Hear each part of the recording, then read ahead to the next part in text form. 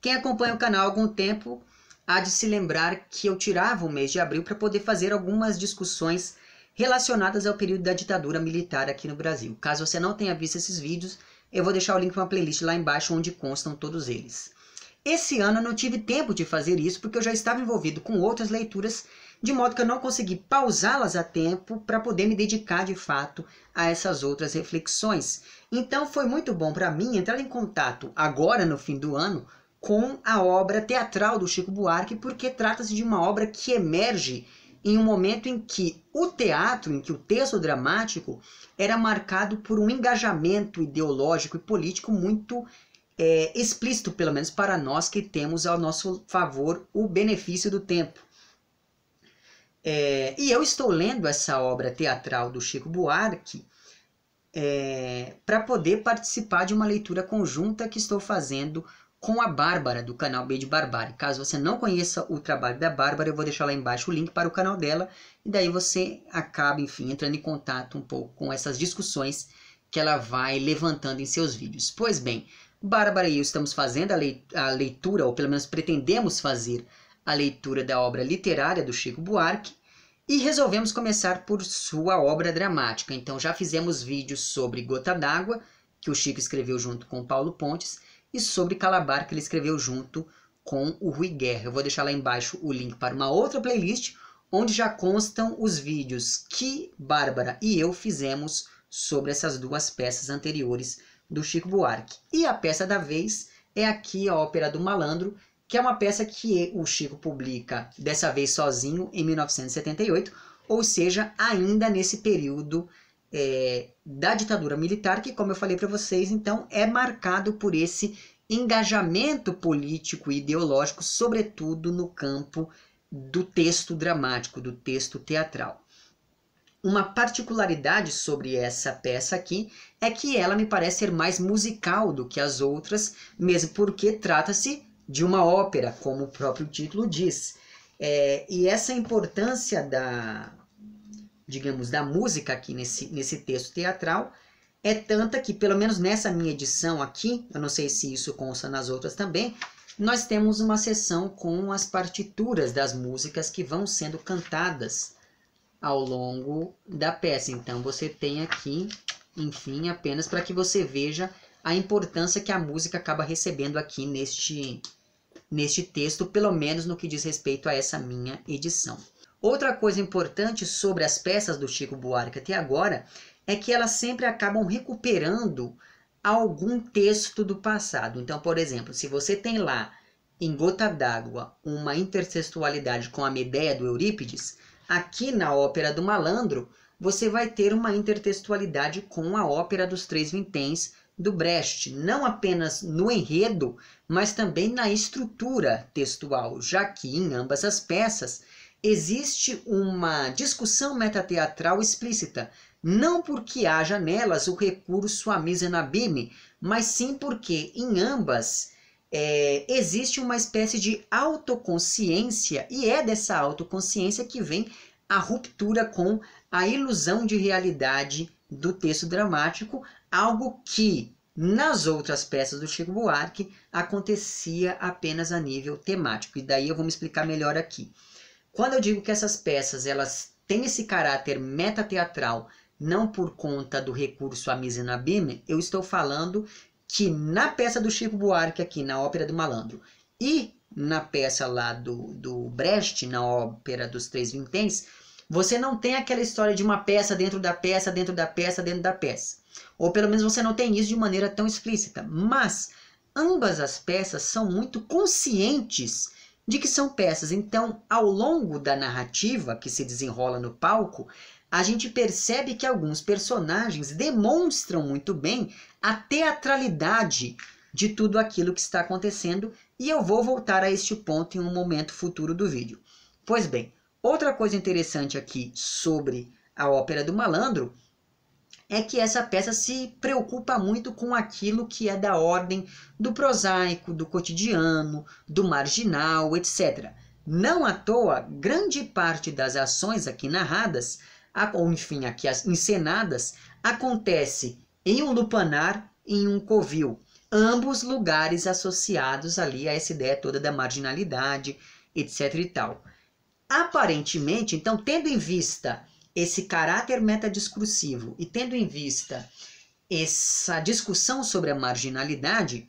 a peça Ópera do Malandro vai se passar aparentemente em meados da década de 1940. E isso fica explícito sobretudo depois de uma referência ao levante do gueto de Varsóvia que aconteceu entre abril e maio de 1943. E esse período, né, dos anos 40, ali, de meados dos anos 40, acaba sugerindo o fim da ditadura Vargas, ou da era Vargas, enfim, como costuma ser chamada, que é aquele período que vai de 1937, se não me engano, a 1945. Então veja que a nível mundial você tinha como pano de fundo histórico essa discussão sobre a Segunda Guerra, e quando nós pensamos na realidade brasileira, você tem ali essa era Vargas, apenas para que a gente se situe um pouco naquilo que está acontecendo aqui ao longo do texto. Existe, portanto, um espelhamento temporal que aproxima a era Vargas da ditadura militar de 1970, que foi quando o texto foi publicado, mas existe aqui também um espelhamento espacial, porque por um lado nós temos lá a guerra na Europa, quando nós pensamos no tempo da narrativa, e todos aqueles conflitos inerentes à sociedade brasileira dos anos 40 e depois dos anos 70, né? Quando nós pensamos nessa diferença entre o tempo da narrativa e o tempo da narração, digamos, aquele momento em que o texto se passa e o momento em que o texto foi publicado de fato. Com isso, ao falar do passado, novamente, como aconteceu lá de maneira mais explícita em Calabar, o Chico também estava falando aqui do presente. Mais do que isso, essa aproximação entre passado e presente também se dá de maneira ainda mais clara quando nós percebemos que os poderosos aqui dessa peça, tanto aquele empresário que nós vamos ter aqui, quanto o próprio chefe da polícia, por exemplo, que aqui vai figurar muito bem todo aquele aparato repressivo do Estado, pois bem, essa aproximação entre presente e passado se dá de maneira ainda mais evidente quando nós percebemos que essas figuras de poder são corruptas e tão malandras quanto o malandro de fato aqui, que é um dos personagens centrais da peça. Além do que, em um período marcado pela exaltação do novo e do moderno, como é o caso dos anos de 1970 aqui no Brasil, é significativo que essa peça traga para a cena apenas aqueles tipos marginalizados socialmente. Então, prostitutas, contrabandistas, mafiosos, cafetões, ladrões, travestis e etc. Porque esses grupos nada mais são do que o resultado último da adoção de uma organização social e econômica ligada aos ideais de modernidade e de novidade da época em que a peça foi publicada lá no fim dos anos de 1970. E é claro que, diante disso, nós temos, por um lado, um sistema social e econômico que representava essa modernidade, que é sempre almejada, e por outro nós tínhamos um país da periferia do capitalismo tendo de se ajustar a tudo isso. E essa ambiguidade, que é da ordem do histórico, do econômico e do social, é a mesma que permite a convivência entre uma moral mais ligada à tradição e alguns tipos sociais bem distantes daquilo que essa mesma moral prega como sendo o mais correto. Eu dei uma pausa para ver o que os gatos estavam aprontando, mas já voltei. O que eu ia dizer a vocês é que essa modernização imposta faz com que aqueles malandros regulares se tornem os malandros federais dali para frente. E tudo isso responde, por exemplo, ao declínio das grandes aristocracias rurais frente àquela burguesia urbana cada vez mais articulada, tanto no momento em que a peça se passa, quanto no momento em que a peça foi efetivamente publicada. Com isso, existe aqui nesse texto um processo que envolve a revisitação histórica do malandro como elemento cultural e social tipicamente brasileiro, desde lá do Leonardo Pataca, até o Macunaíma, passando ainda pelo Zé Carioca, indo dali um pouquinho por diante. E essa revisitação histórica da figura do malandro acontece exatamente porque, no período retratado aqui na peça, o malandro estava sendo ressignificado, já que esse personagem, essa figura, teve de se ajustar um pouco mais àquelas mudanças sociais aqui dessa época. Assim, na peça aqui do Chico Buarque, o autor acaba colocando em relevo as qualidades positivas daquele malandro regular, que são a vida boêmia, a negação daquele sistema capitalista ao não fazer um trabalho socialmente instituído, a vida à margem da sociedade, a despreocupação, etc. Mas ao mesmo tempo em que exalta essas qualidades positivas do malandro regular, o Chico Buarque aqui acaba também ressaltando as qualidades negativas do malandro federal que surgiria dali por diante, que são os desvios de conduta, a corrupção política e etc. Com essas ambiguidades, a figura do malandro é um elemento fundamental para a consolidação de determinadas identidades, como é o caso, por exemplo, do Max Overseas aqui, que na verdade se chama Sebastião Pinto, mas essa questão identitária do malandro não se aplica apenas a ele, como eu vou comentar ao longo desse vídeo também. Tendo em vista, então, todos esses conflitos e essas contradições, não é de se espantar que aquela burguesia de valores tradicionais faça o que for preciso para subir na vida. Temos aqui, portanto, outra tensão entre o tradicional e o local, né, por um lado, e o novo e estrangeiro de outro. E essa questão da novidade vai ficar aqui muito explícita quando nós pensamos na influência que os Estados Unidos acabavam tendo sobre a sociedade brasileira, o que se traduz muito bem, por exemplo, quando nós pensamos na presença do nylon aqui, ou na presença de outros artigos que até então eram muito novos, né? Representavam ali a epítome da novidade para essas pessoas aqui deste período do Brasil dos anos de 1940. E finalmente, talvez o último grande conflito aqui de Ópera do Malandro seja um conflito de ordem trabalhista, que não deixa de ser também, portanto, um conflito de classes. No caso aqui da peça, o trabalho também vai se equilibrar entre a ordem e a desordem, e aí é claro que eu estou aqui recuperando um pouco das reflexões do Antônio Cândido sobre essa dialética da malandragem, que é um texto que eu julgo seminal para que a gente entenda essa figura do malandro na literatura e na cultura brasileira. Mas enfim, o trabalho aqui também vai se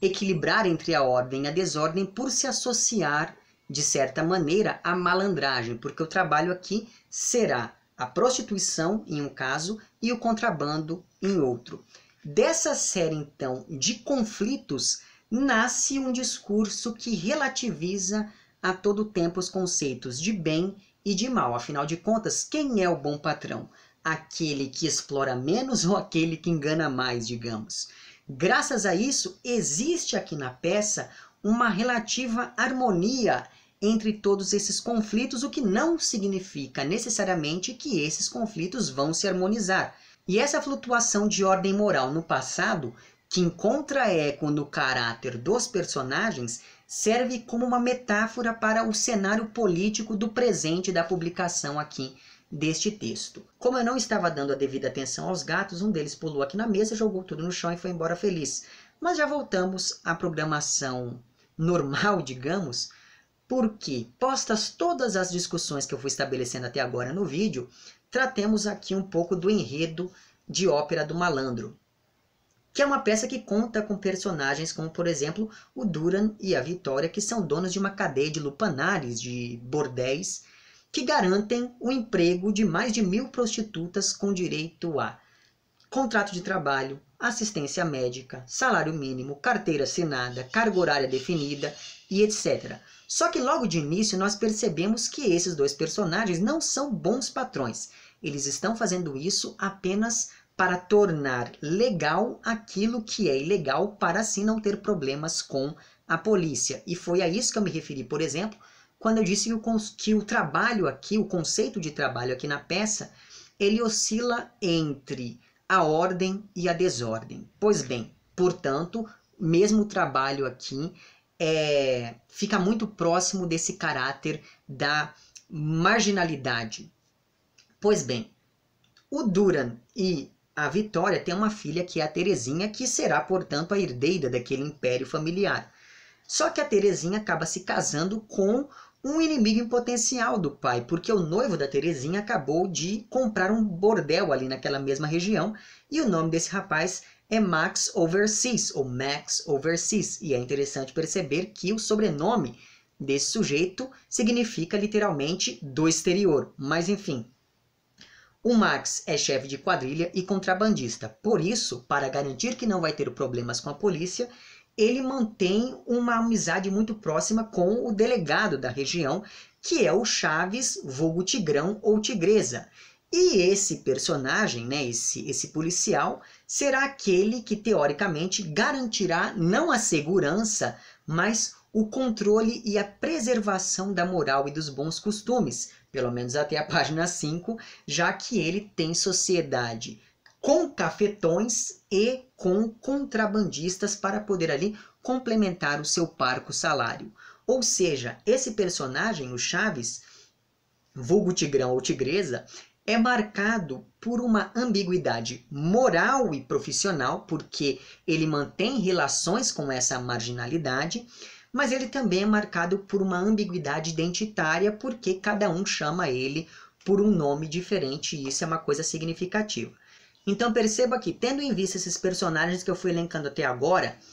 os dois grandes sistemas de poder instituídos aqui na peça são ilícitos, mas ainda assim controlam um terceiro, que é um aparato do Estado, no caso a polícia. Dentro desses sistemas de poder aqui instituídos, que por sua vez se inserem na lógica capitalista típica de um país da periferia do capitalismo, outros sujeitos marginalizados circulam, sejam esses sujeitos as prostitutas da casa da família da Terezinha, sejam eles os contrabandistas do covil do Max. Mas além desses sujeitos, ainda existem duas personagens que ficam em uma posição flutuante entre essas duas esferas. São elas a Terezinha, que é um elo de ligação mais evidente, e a Geni, que é uma personagem que por si só já evoca a ideia da ambiguidade e da contradição, já que ela é chamada de Genival pelos outros personagens, marcando com isso a sua posição intermediária entre o homem e a mulher. E eu coloquei o intermediário entre aspas,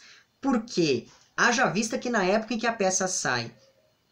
essa discussão sobre o gênero ainda não estava em voga na sociedade brasileira,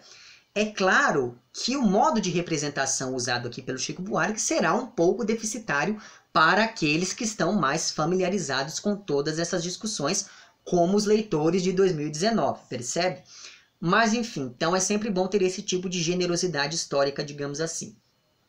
Mas voltando aqui ao livro. Com isso, né, graças a essa posição intermediária da Geni / Genival, volta toda a questão da identidade que já estava posta nas prostitutas com seus nomes de guerra, quando nós pensamos, por exemplo, no Max / Sebastião, ou ainda no Chaves / Tigrão / Tigresa. Então veja que essa questão da identidade sempre vai estar presente aqui quando nós pensamos nessa malandragem representada na peça. Não me parece gratuito, portanto, que essas duas personagens que ocupam esse lugar flutuante, a Terezinha e a Geni, não se adequem muito bem a nenhum dos dois sistemas. Elas acabam com isso ressignificando ou dessacralizando questões relacionadas à imagem da mulher, relacionadas ao relacionamento amoroso e relacionadas ao ideal de família, que são elementos basilares para a vida burguesa e para a ideologia da burguesia. Desse modo, enquanto a Terezinha demonstra a volubilidade da burguesia, a Geni demonstra toda a hipocrisia dessa vida burguesa, como fica claro no momento da música Geni e o Zeppelin, que para aqueles que não sabem faz parte dessa peça mesmo. Então, de um lado nós temos essas esferas de poder que, bem ou mal, dentro ou fora da lei, se consolidaram, mas por outro lado nós temos essas mulheres dissidentes e que, por isso mesmo, representam uma novidade que desestabiliza aquilo que já estava posto. A Geni com a questão da identidade de gênero e a Terezinha porque ela própria acaba convencendo o Max a criar uma empresa moderna que pudesse concorrer com os negócios do pai. Mas o momento ápice dessas várias tensões que acontecem aqui se dá no fim da peça, quando o João Alegre, que é o autor dessa peça aqui, que está sendo encenada, invade o palco amotinado com os figurantes e começa a fazer um piquete. Com isso, os personagens se reconhecem como atores, de modo que assim novamente se estabeleça uma divisão entre um elenco principal e central e um elenco